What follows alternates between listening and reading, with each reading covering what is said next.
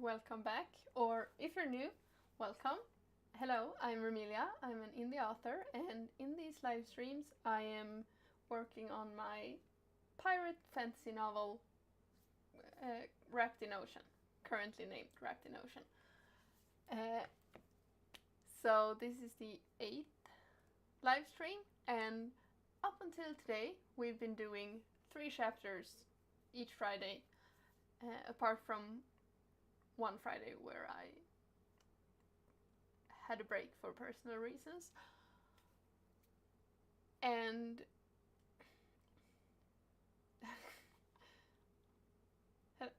okay, yeah. Today I will be doing only 2 chapters. If you were here last week, you know I mentioned that like the 3rd chapter that would be today was a pretty big chapter, and it's really big. I think it might be the biggest chapter in the whole book. And I feel like it's probably best to move it, and it will be the only focus next week instead. Also because I have some research I need to do and I am still very confused. So, and also the fact that it's like 3 chapters in length almost. It's somewhere between 2 and 3 chapters, like word count wise. So I do feel like it might be a bit too much. And it also feels wrong if I would start the chapter today and then continue next week. So therefore I will be doing 2 chapters. And also because it's Halloween and I want to celebrate with my family and all of that. Also, there is a live stream I want to watch later. And I want to make sure I have time to do that. But yes, last week we had the Sailing Serpent crew lost their ship and joined the pirate crew of the Locket, which is so fun to have, like, the Royal Navy people having to cooperate with the pirates. We also, or not we, but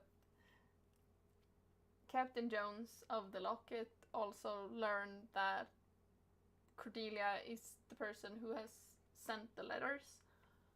And that's about where we ended off last week. So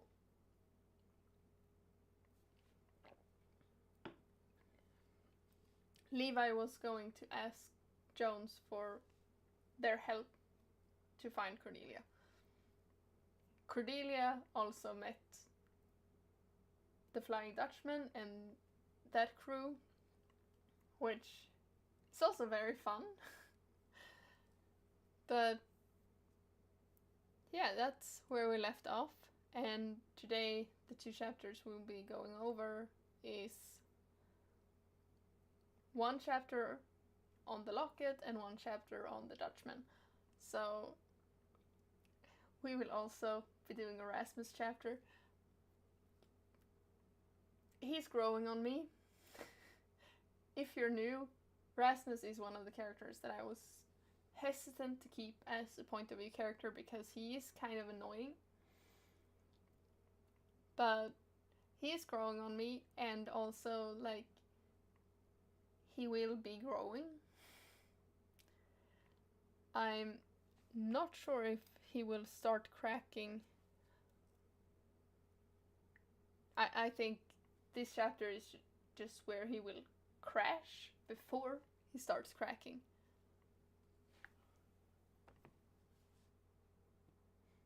No, he might start cracking already. I'm looking at my notes and I'm like, yeah. There's some fun things going on.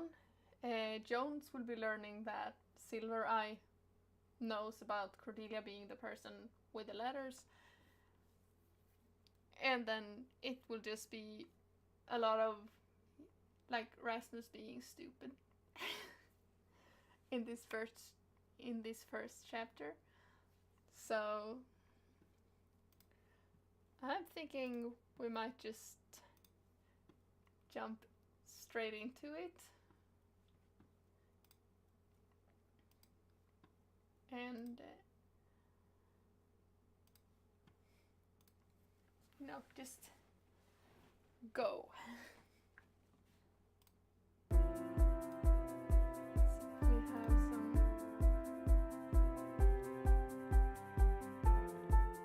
music.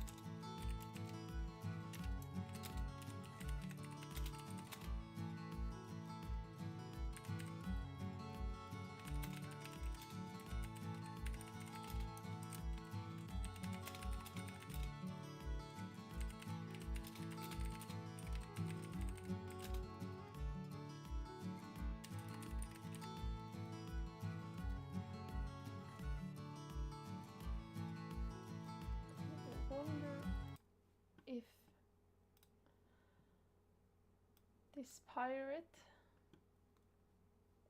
might be wood. It might be wood. Or it might be Joker. I'm not sure. Let's see.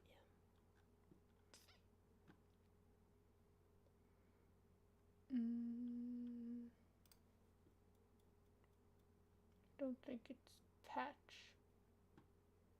Oh, it's probably wood. It's probably wood.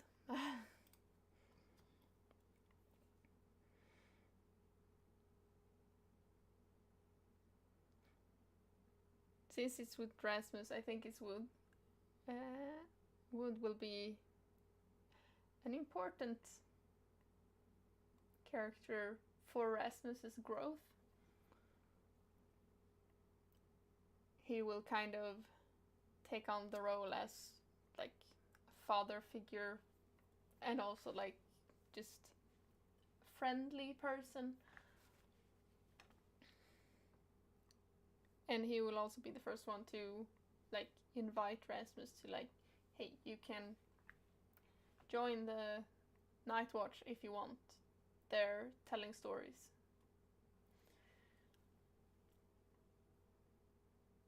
Because I don't think that happened yet. No, that happens later. And Wood is also in charge of the cannons.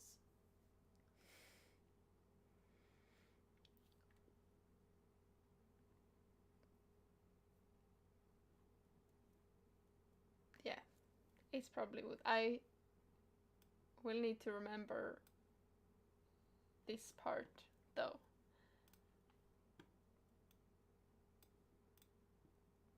Because yeah, let's say it's Wood.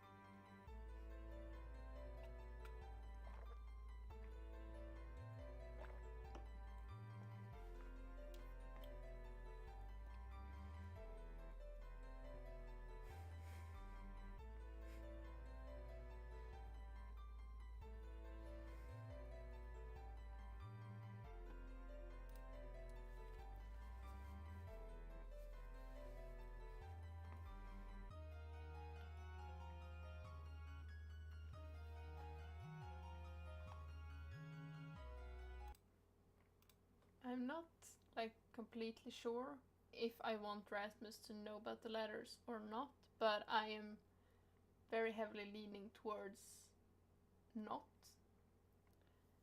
Just to show off that just how much he doesn't know about Cordelia, because while Rasmus is set on marrying Cordelia and he does care about her very much, he also doesn't know everything about her, and quite frankly, he doesn't know very much about her. Which will be shown even more in this chapter. But he doesn't understand, because in his world, he knows more about Cordelia than anyone else. He knows her better than anyone. But we've also seen that like he believes that she's not close to her siblings, and he doesn't really know what's going on in their lives. That will also happen later here. They will mention an event that previously happened that Rasmus doesn't know about, and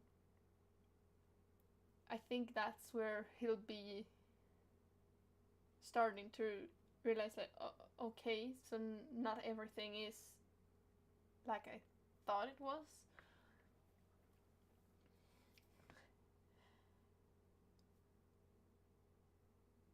But like the people who know Cordelia knows about the letters.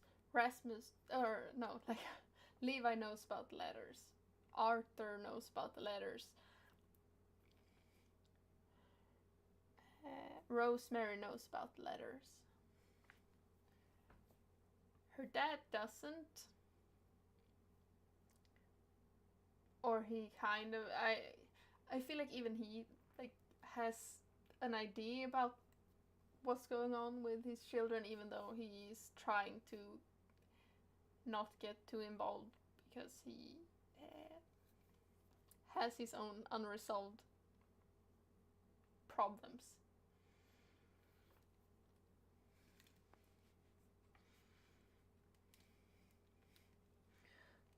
So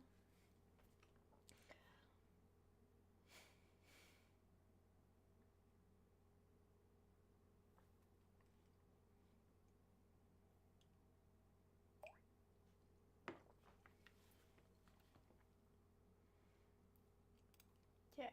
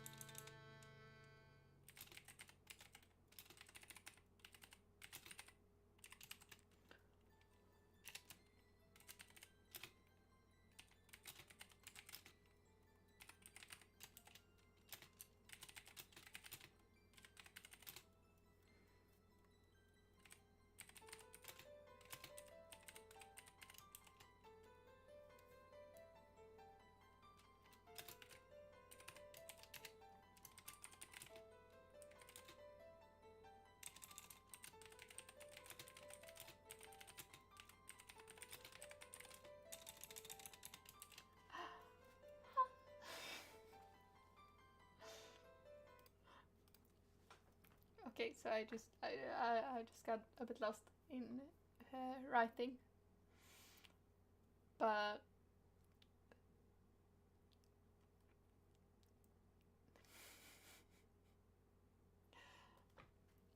if you haven't been here before, there was an event earlier on where Cordelia and Captain Jones met on the beach of this town, Hopewell, where Cordelia is from, and Rasmus and Arthur.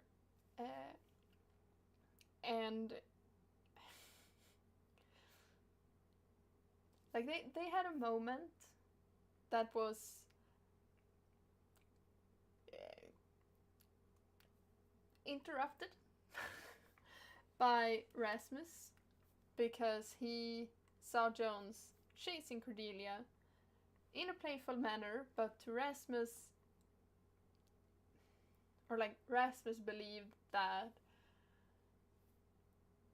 he was trying to hurt Cordelia, or like that Jones was trying to hurt Cordelia.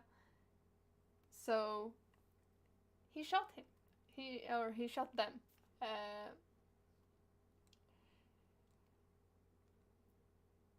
And okay. Are we?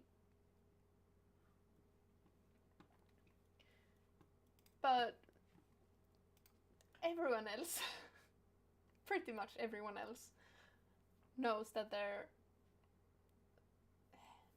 that's not really what happened. Cordelia eventually talked to her uncle about the whole thing, so Levi knows that like it was playful. Arthur knows because he knows his sister and, you know, talked to her about it. But she has been avoiding Rasmus because of what happened. Even though she's like, I know he didn't mean anything bad. I know he was trying to protect me. But I still can't forgive him. I still can't look at him. I know he doesn't mean anything bad. But I can't. So, and then of course, because Levi talks to Anthony and Isora, they also know about it. As well as like Jones knows what happened because Jones was there. Silver and Reaper knows Jones.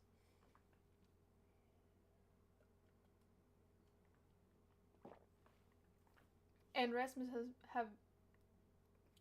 has been very firm in his belief that, yay! Hello Luigi, welcome to the live stream. Rasmus has been very firm in his belief that he did the right thing. He may not have liked the fact that he, you know, almost killed someone, but he still doesn't believe he did something wrong. So this is the first time he's actually questioning that. Like, the first time he thinks, maybe I do not have the full picture. Maybe.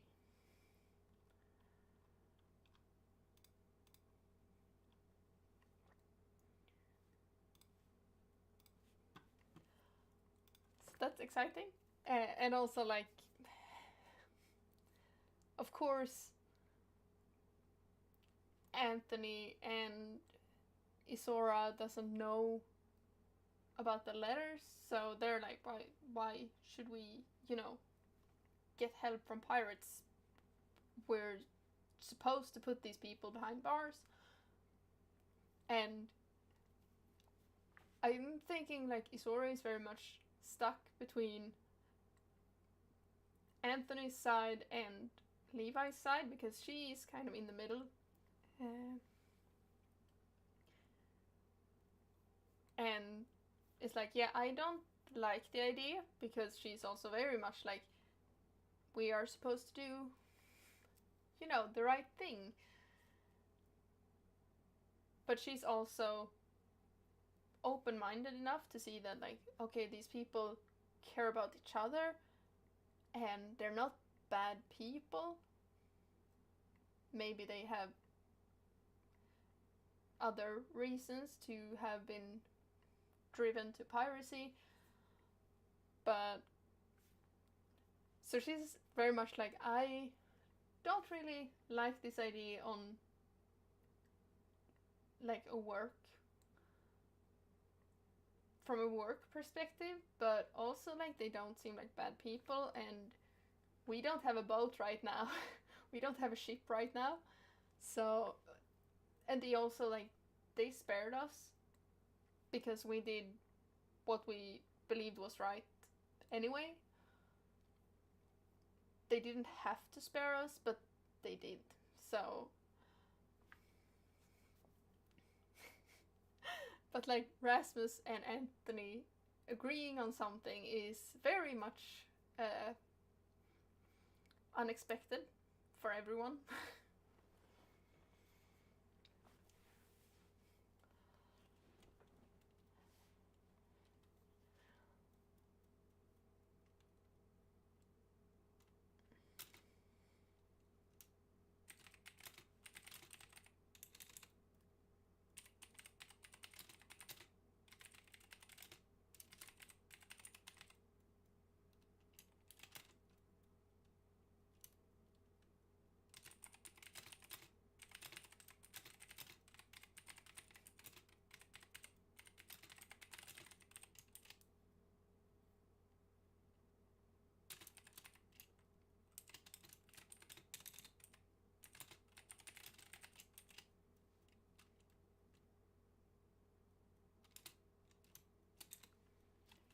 But also, like, as soon as he gets the thought, he dismisses it like, no, it can't be that way. It can't be. It goes against everything he believes in and everything he thinks about the world. So, even though the idea is there, he dismisses it like, no, I can't have been wrong. That's not, that would probably like start to break apart his whole world image, so he's holding very tight in onto that belief.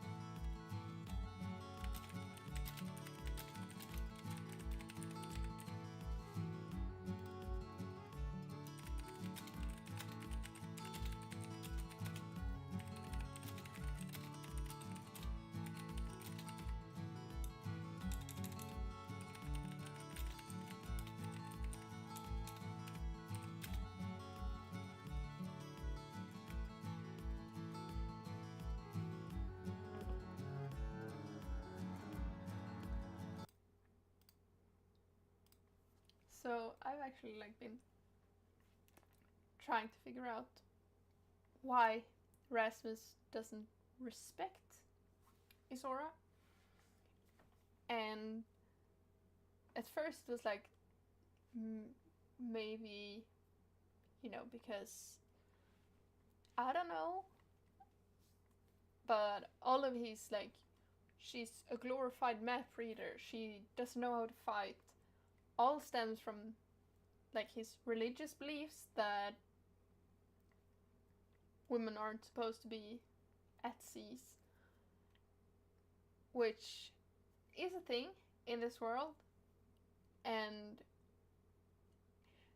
it's kind of just based on misogyny, but it did start out with a very valid reason. It did start out with as like a protective thing, because the sea goddess is as she is. But then when like this religion spread, and it was more like there's only one true god and not like multiple gods and goddesses,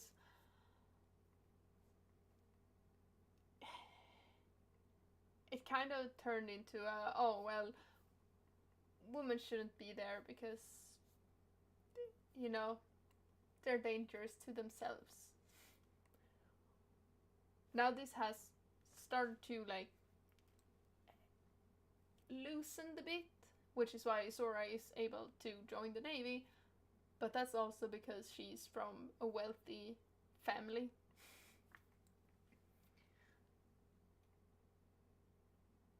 Which will also like be mentioned later in that big chapter, actually. Because there was also like there are other things that make people think other people are less than in this world, like I mentioned before, which is things that like body mutations and like things that doesn't fit the standard framework.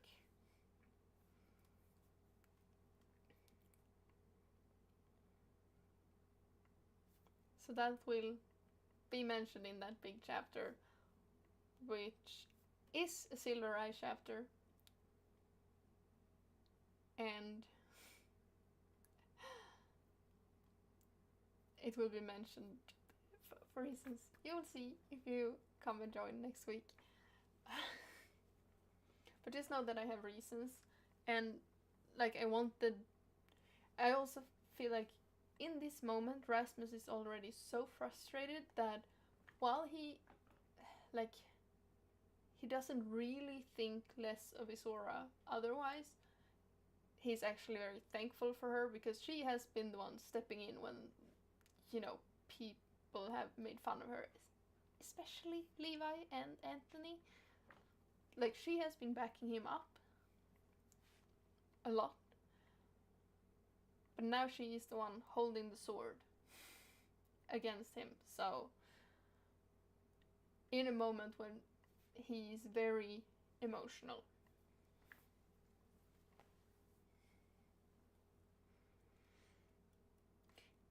And also, like, yes, Anthony does have his eyes on Isora. Not only Isora, but it's a thing. It's a thing. It's also like officially not, but partly part of the reasons why he wanted her as their sailing master on the Sailing Serpent.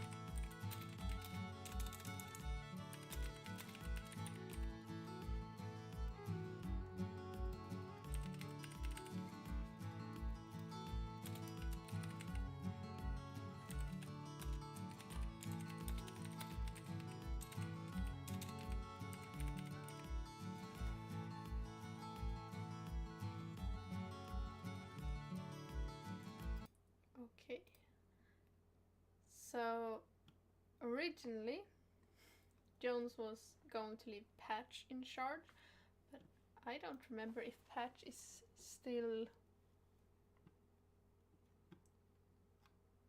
there.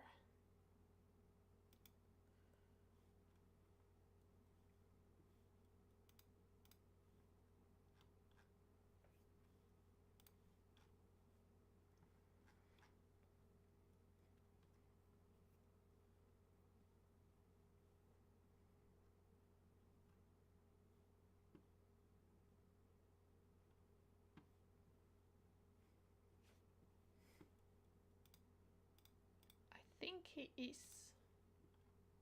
But he has other duties now. So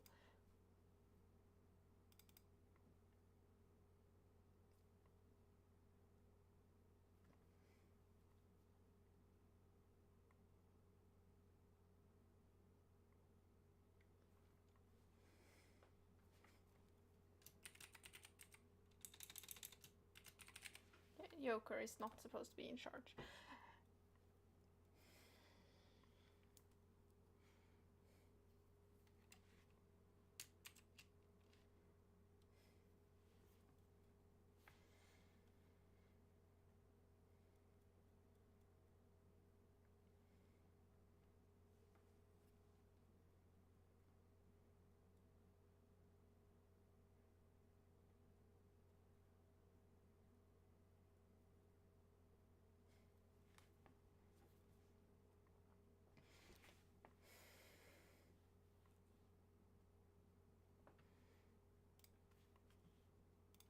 Hmm.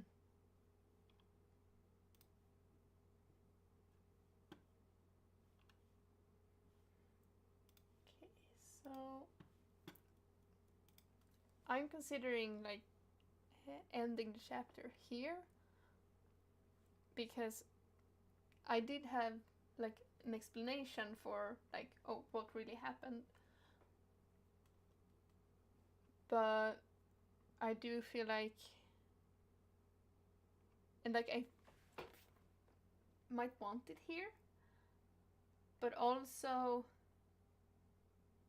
the way I got to it in the first draft doesn't feel right, because in the first draft Reaper is actually the one who like tells Rasmus what happened while he passes him, and it doesn't feel like Reaper would do that, especially not after Jones having said like, oh no, I don't want to, you know, disclose the lady's private life.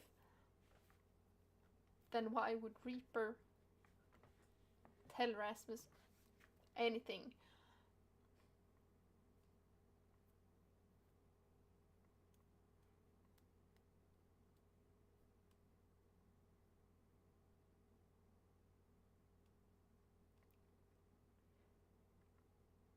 But maybe there is one person who might actually like tell him. Maybe.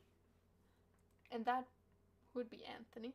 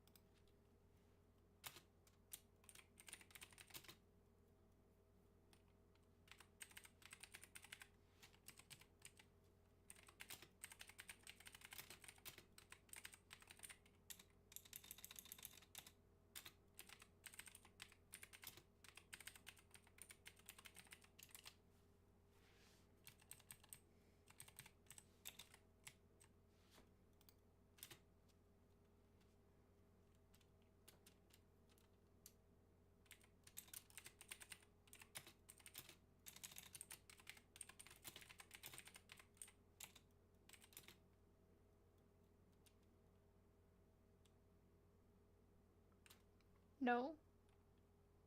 No.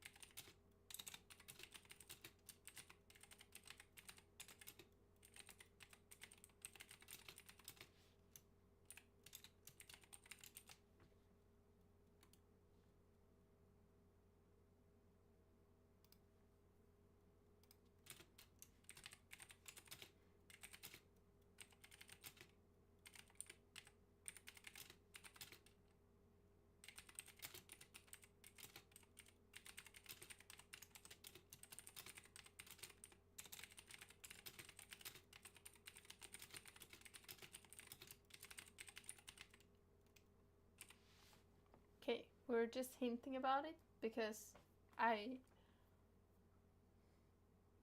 do remember that Rasmus will specifically ask about this event later, much later, when him and Arthur are actually like talking about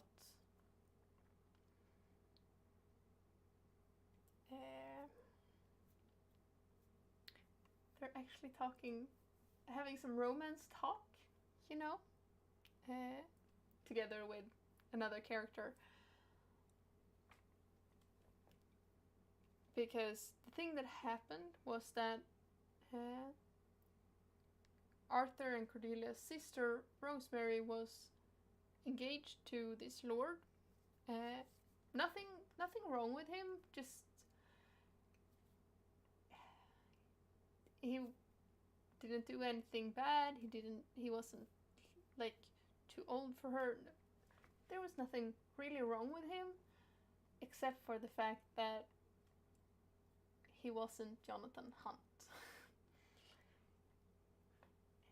And like the siblings banded together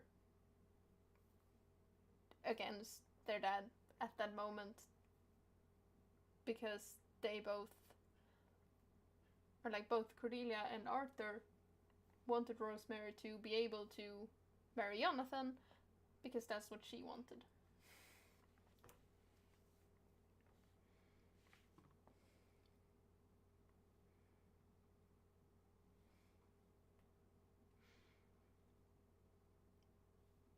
And also around that time, Cordelia had she started to realize at that moment, like, maybe she wouldn't have, like, the option to make her own decision about this thing.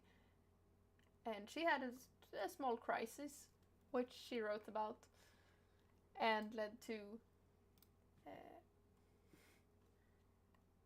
Reaper and Silver, or no, Reaper and Silver and Jones to be like, maybe we should, pick her up.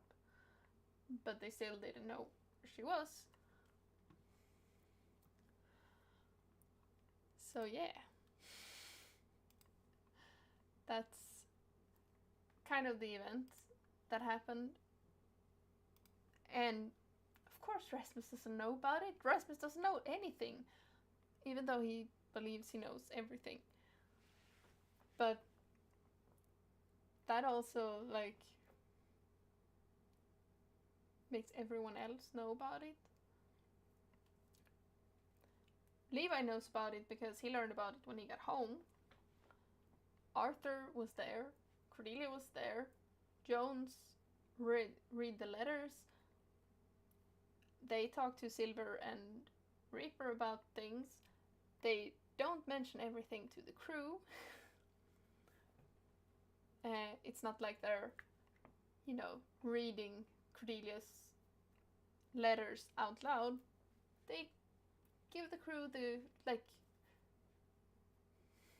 a summary of the things that doesn't feel too personal.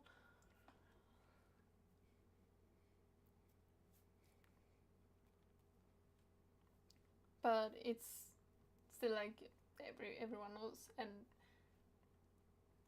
like Isora and Anthony knows because Levi knows, and like those three are very tight.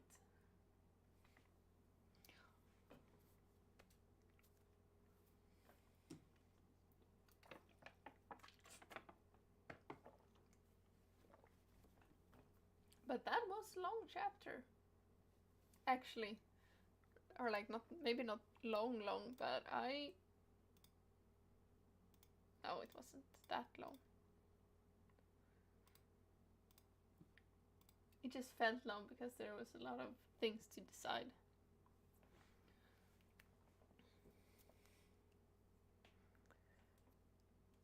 But I think we got all of the parts. And Rasmus is emotional. Of course he is.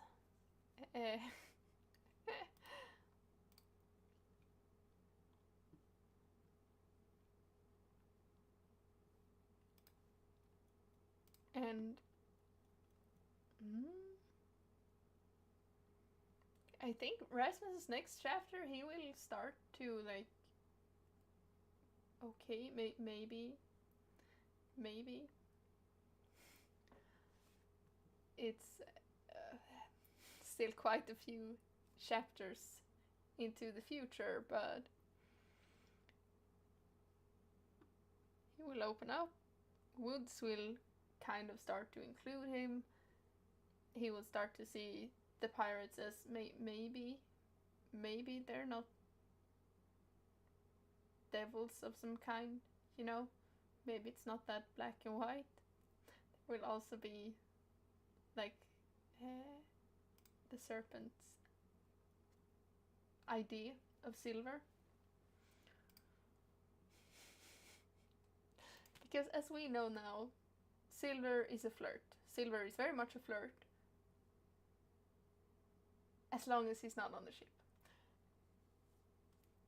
Because, Reaper is around when they're on the ship.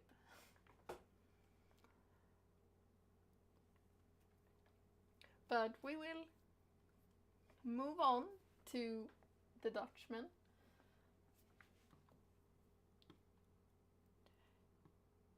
No, actually, we're gonna I will be right back.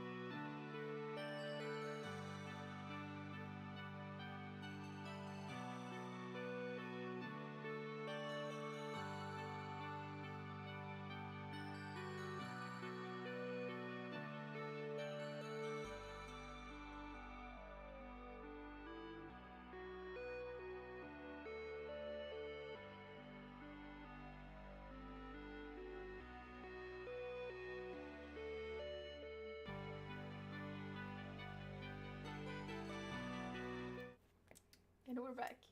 You know what? When I'm talking, I'm drinking water, and you know, I'm human, so. But we'll return to the Flying Dutchman, which is a ghost ship with 4 crew members. Only 4 crew members. Because it doesn't really need a crew, but you know, they've kind of made their own little found family on there with Wilhelm, who is the captain and a ghost. Freya, who's a half-troll, and Rosaline and her brother, who are vampires. Like, they're a set of vampire twins. And like, I don't really know what I want to name Rosaline's brother, because at first draft I called him Victor, and like, I like the vibes of Victor, but I don't really like the name Victor. So it's like, I want the vibes but not the same name, if that makes sense. That's something I will have to like change before publication, but for now I'm just gonna continue calling him Victor.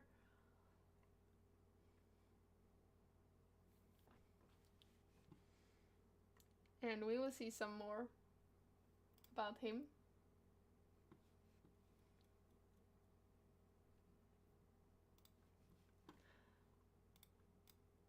Let's see. And this chapter is, of course, from Cordelia's point of view.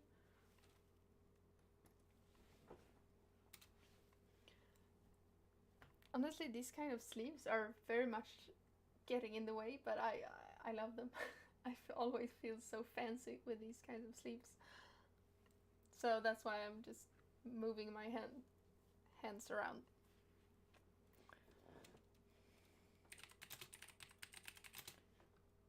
And music.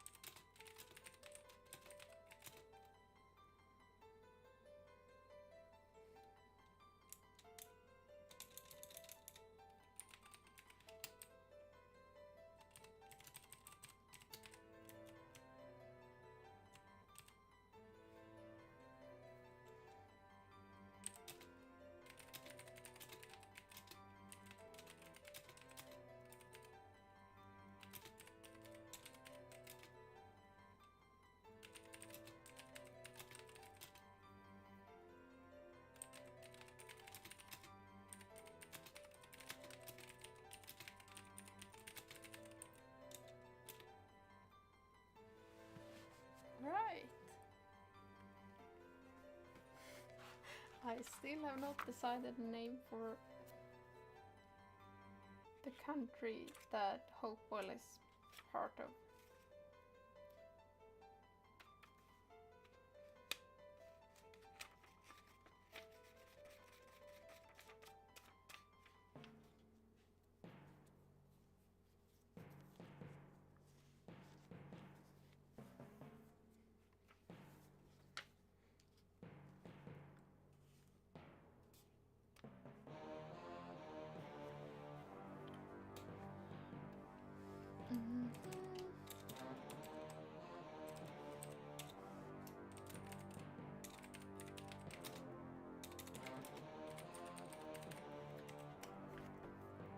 We'll insert that. Because while I have named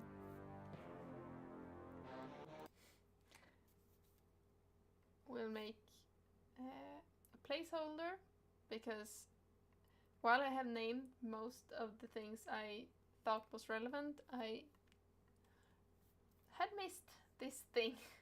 And like all of the names I have given the places have had a bit of thought behind them and taken like half an hour each. I'm not gonna do that right now because I don't even know where to start. I really don't.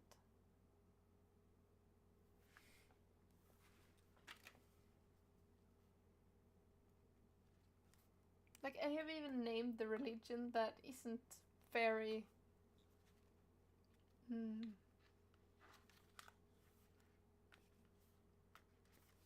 prominent in the like it shows up, especially for Rasmus since he is very religious, but it's not like this. It isn't really named much.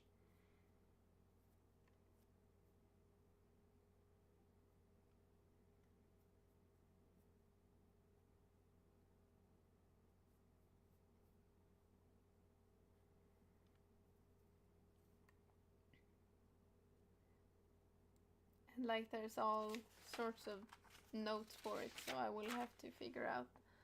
I'm gonna write it. Do I have a pencil here?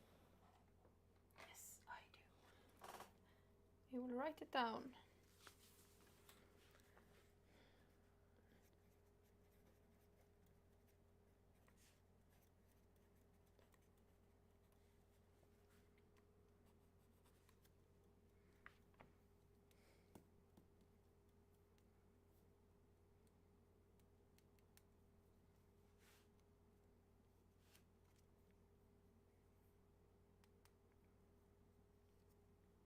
Because like the other country that is relevant for this story is the Exio Islands.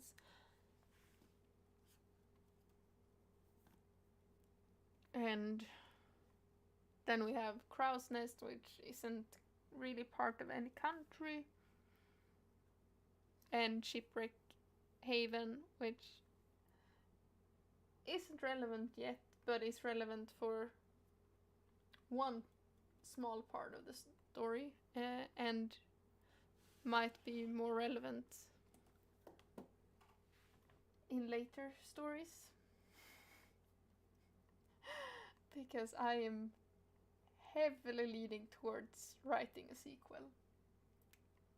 I already have the ideas for it, so. But we're focusing on this one first. Though I do want to write like the first draft of the sequel before I publish this, just so I can do what I haven't done with my main series. The Infernal Cave series, because I did not have the full first draft written for the second book when I published the first. And I have not even started on the third book because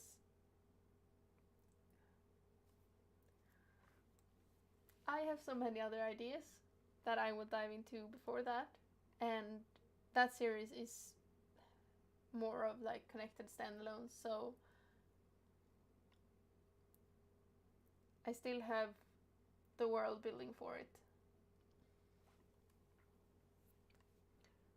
But for this it would be like a sequel. You would have to read this one before you read the next one.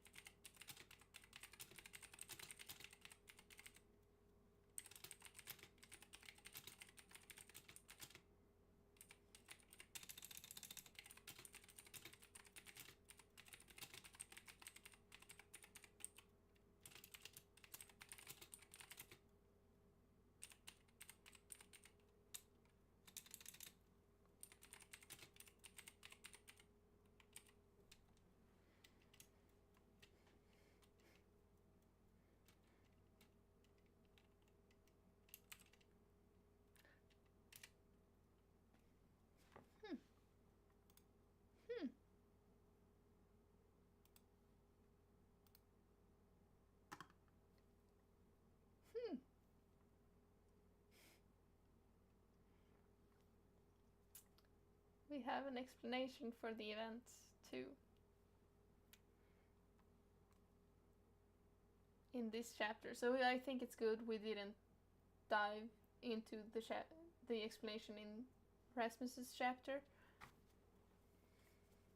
Because I do feel like it's a good thing we get it from Cordelia's point of view first, so that we know why it was a big event for her.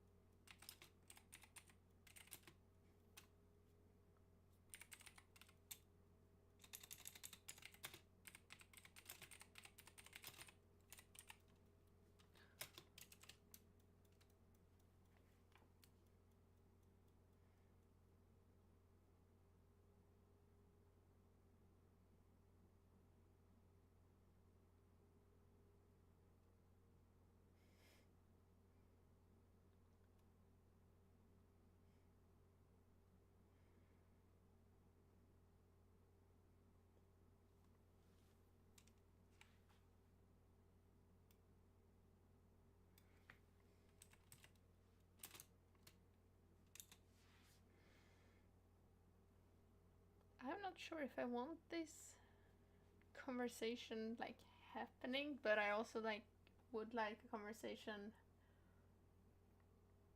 happening at some point about Jones, because like I want Cordelia to talk about Jones.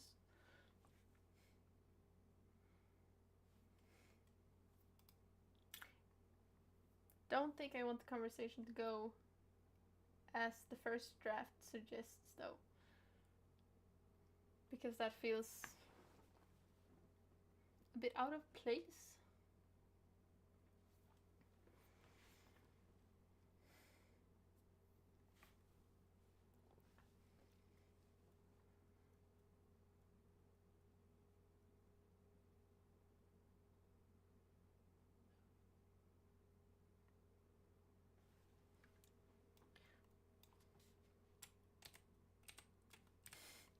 We're doing placeholders. I know, it's the second draft, but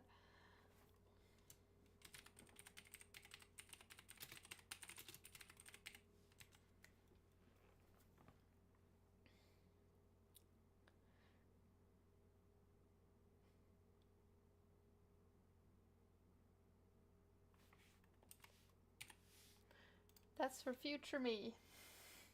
We already have some placeholders, like the early chapters where the song lyrics are supposed to be.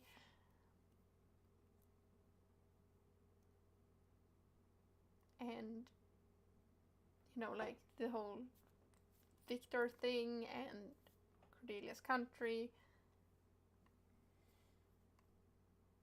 But it's only the second draft. That's how I will look at it.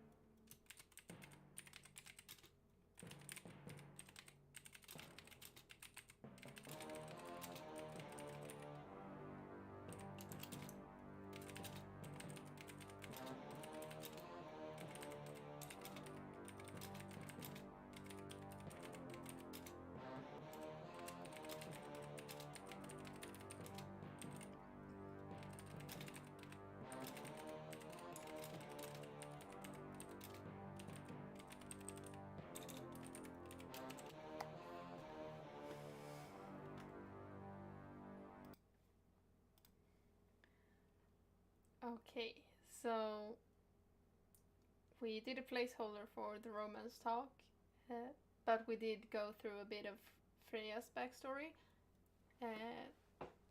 Freya is a half troll, and Freya is a half troll, half human, which we're just not gonna think about how that happened. But she is very much like, she wants to be on land.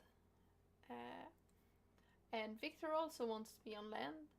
And in the first draft, I did kind of include like a romantic relationship between the two of them, but the more I wrote, the more I realized that I think it's more than that, and also like not that. So like, it's a very platonic soulmate kind of situation.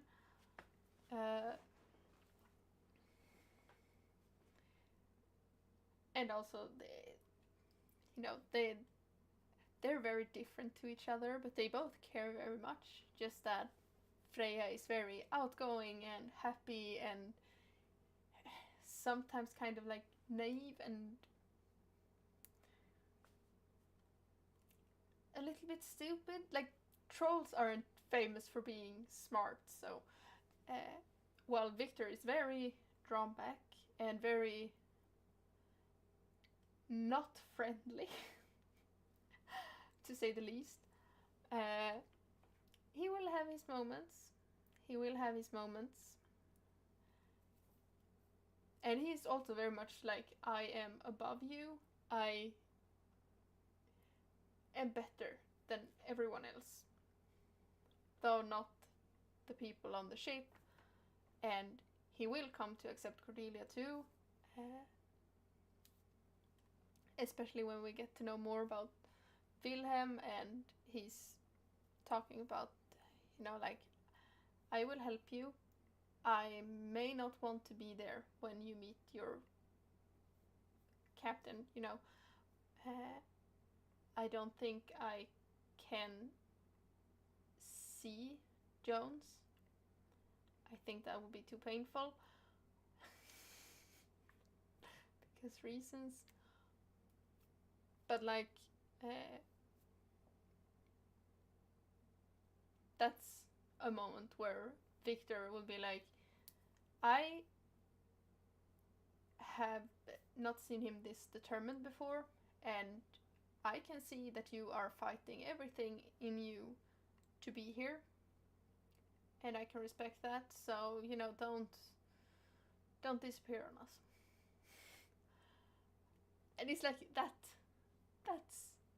the little glimmer we get from him, but it is a glimmer that's like, okay, he does care, and like, he does care a lot about Freya, and he cares about his sister, and he cares about Wilhelm, who took them in when they had nowhere else to go.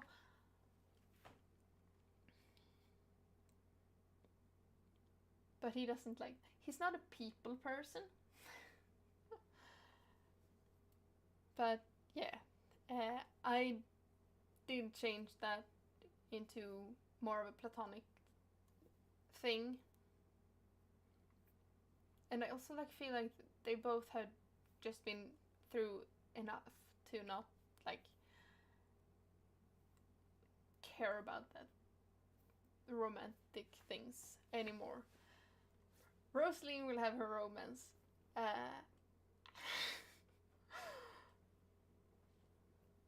There's a lot of romance in this book.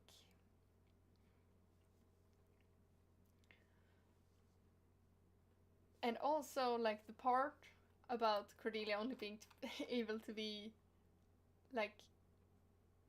she needs to be wet all the time, is very much inspired by one of my favorite fairy tales from, a fairy tale book about a sea troll. I did make a video about it, I think.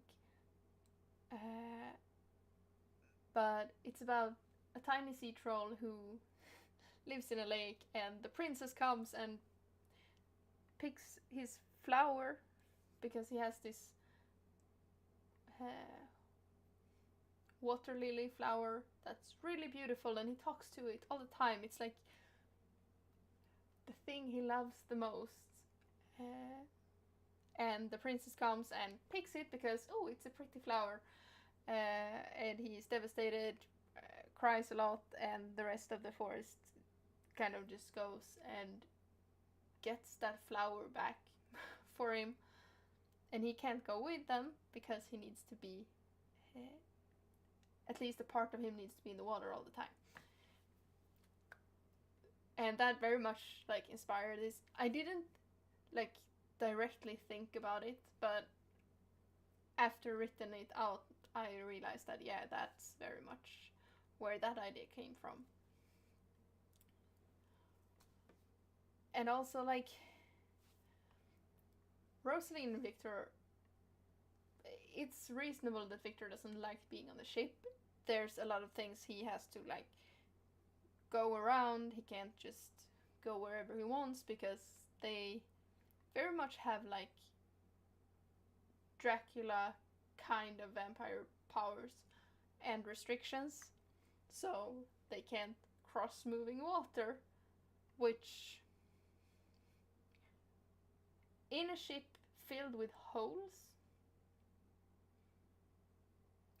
that's kind of hard to do. They do get around it, and they always have Willem and Freya to help them, but it's just too much of a pain for him. Though Rosaline is very much like, adventure! So, yeah.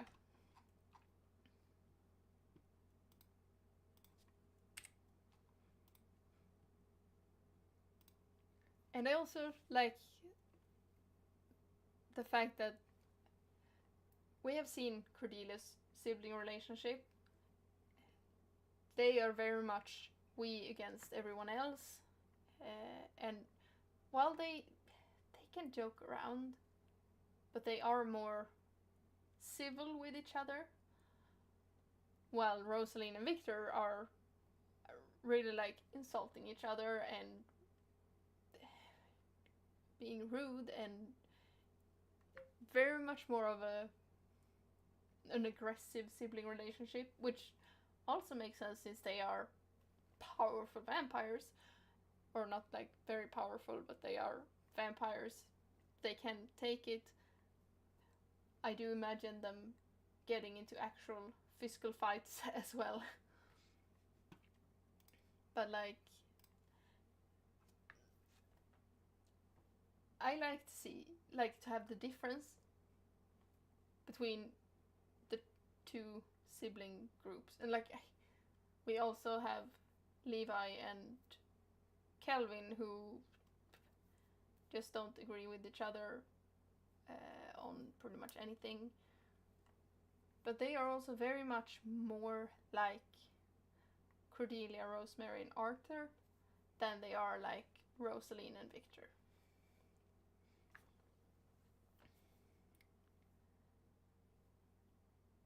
And then we just have other idiots being idiots all throughout. I do like to imagine though that Victor's cat form is a black cat and Rosaline is a white cat. Also like to show that they have different personalities, and that's the colors they choose to present as.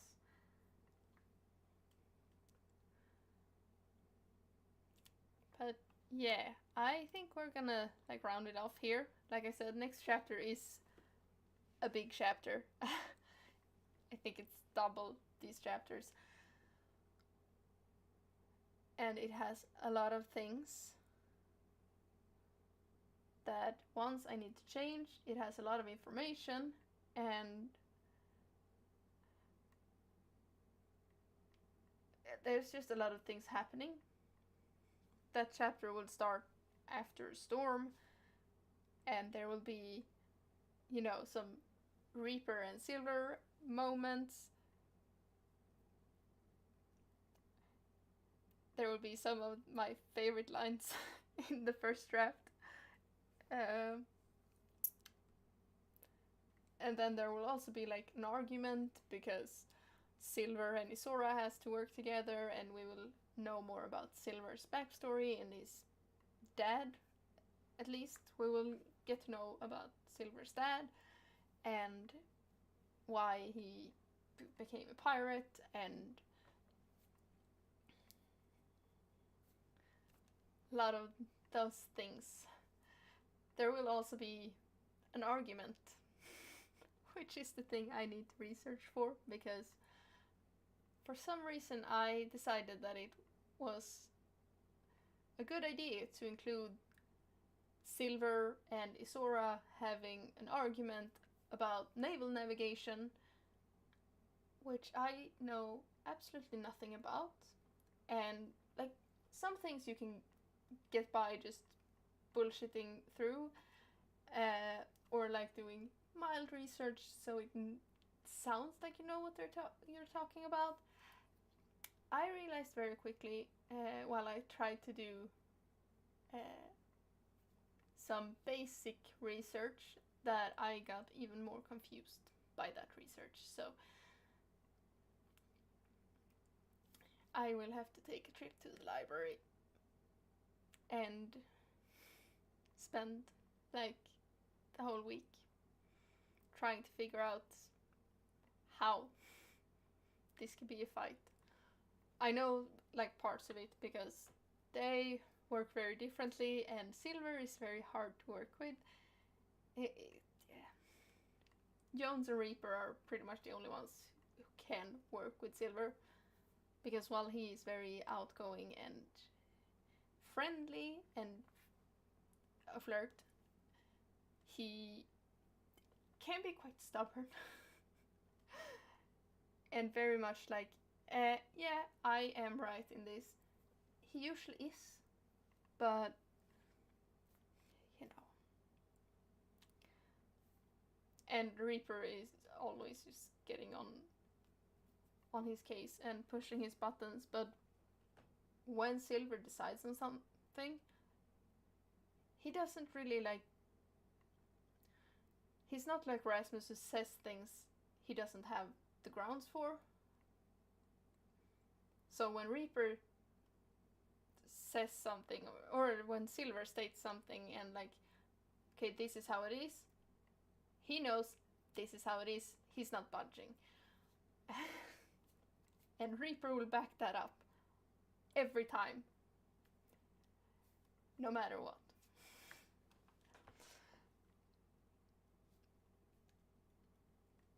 Even though they seemingly get along like water and oil. But that's what we will do next week. I will dedicate the whole live stream to that chapter, because, or maybe we get into the chapter after that, but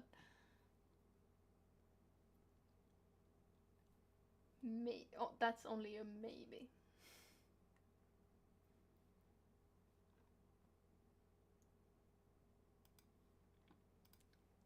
But yeah, that was everything for today.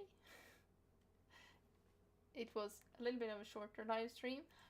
I do highly recommend, if you want to, if you're still awake, depending on what time zone you're in about 2 hours, there's my amazing author colleague Etta Grace is having a release live stream for her debut novel Runaways, and I will try to be there watching in the chat. And I don't think you want to miss it if you like fantasy stories and fairy tales. It has a lot of like fairy tales and very much Inkheart vibes. If you read Inkheart as a child, you will probably love her book. But yeah, that's happening in a few hours over on her channel. I will probably make like a comment or leave a link down in the description or something as soon as I've finished this. So you should check that out if you want anything more to watch in the coming hours. But otherwise, and anyways, thank you so much for watching. Have a great adventure, and I hope to see you next week. Bye!